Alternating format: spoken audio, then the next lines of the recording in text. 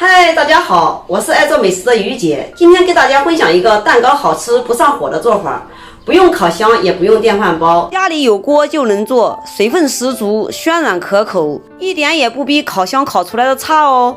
大家请跟我一起来操作吧。做蒸蛋糕，所有的食材都在这里，我把食材比例打在屏幕上方，请大家仔细看。下面开始操作，先把牛奶和玉米油倒在一起。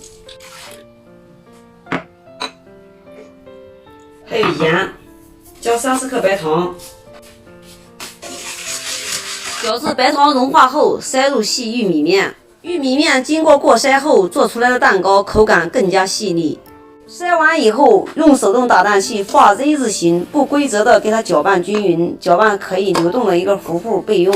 现在来开始分蛋，分蛋有好多种，按你喜欢的方式，蛋黄蛋白给它分离。用分蛋器实在是太慢了，我还是用我的老方法给它分开。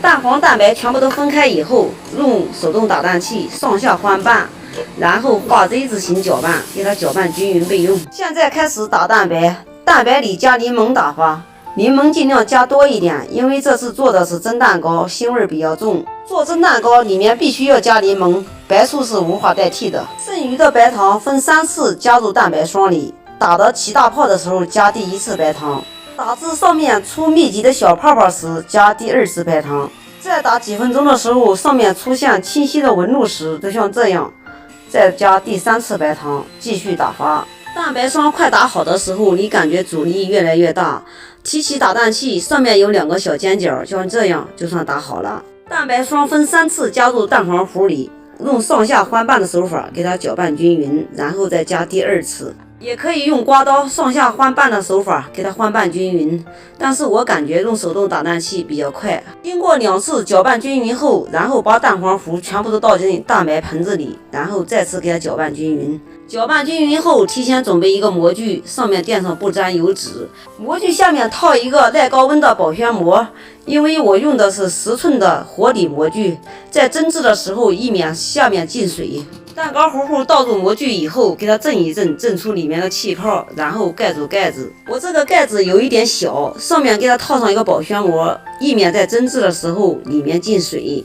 里面进水是容易塌陷的哦。在这里我要给大家提醒一下，做蒸蛋糕，不管你用保鲜膜也好，你就用盖子也好，必须要留透气孔，因为我这个盖子上面本身都有透气孔，我把上面给它剪掉一点，然后留透气的地方。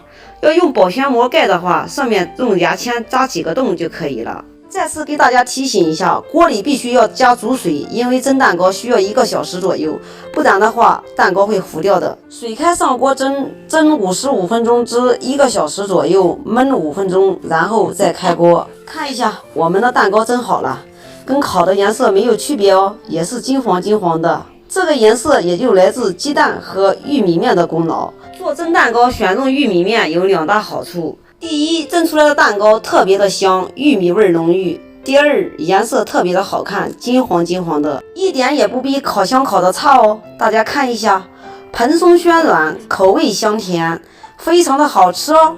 大家看一下，按下去以后立即回弹，里面的水分还非常的十足。看一下有食欲吗？我再来掰开一点，让大家看看里面的蜂窝组织。里面的蜂窝组织也非常的细腻哦，让大家看一下。